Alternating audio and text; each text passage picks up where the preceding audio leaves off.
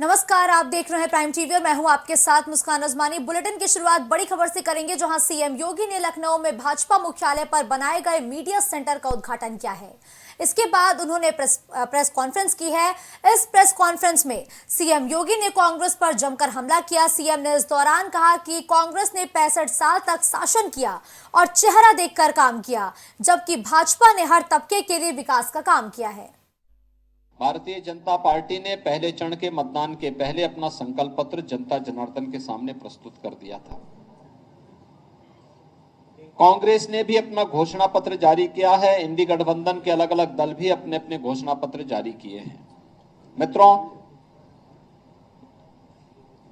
इंडी गठबंधन और खासतौर पर कांग्रेस और उनके सहयोगी दलों की जो घोषणा पत्र हैं, घोषणा पत्र के विभिन्न प्रावधानों के खतरनाक इरादों की तरफ ही ध्यान आकर्षित करने के लिए आज हम सब जनता जनार्दन का ध्यान आकर्षित करना चाहते हैं।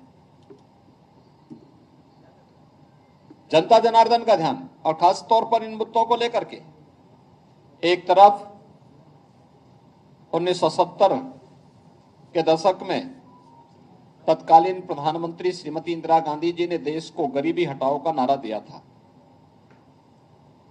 गरीबी नहीं हट पाई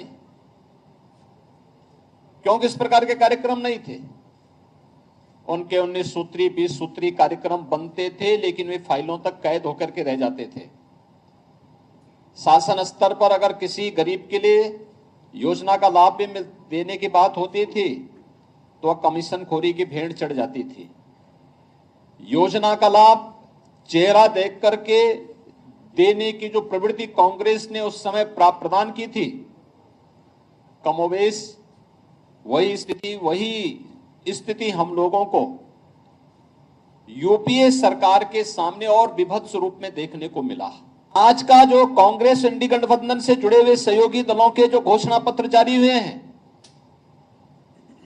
उस घोषणा पत्र को देख करके हम कह सकते हैं, एक तरफ अपनी गरीब कल्याणकारी योजनाओं को लेकर के प्रधानमंत्री मोदी जी ने बिना भेदभाव के देश के अंदर हर तबके के लोगों के कल्याण के लिए, उनके उत्थान के लिए कार्य किया और 10 वर्ष में 25 करोड़ गरीबों को गरीबी रेखा से उभार करके उन्हें खुशहाल जीवन जीने के लिए आगे बढ़ाने में मदद की।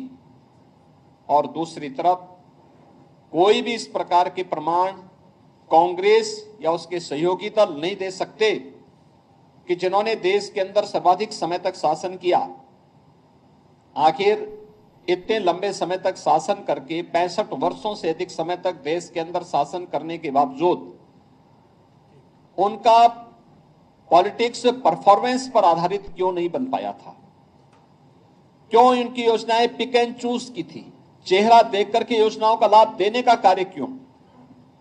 और खासतौर पर अब दादी के दिए गए नारे को पोते के द्वारा किस प्रकार से तोता रटंत की जा रही है कि हम एक झटके में गरीबी हटाएंगे। और गरीबी कैसे हटाएंगे, इसका अगर आपको उनके घोषणा पत्र में देखना हो तो यह खतरनाक इरादा भी है और हास्यास्पद भी है।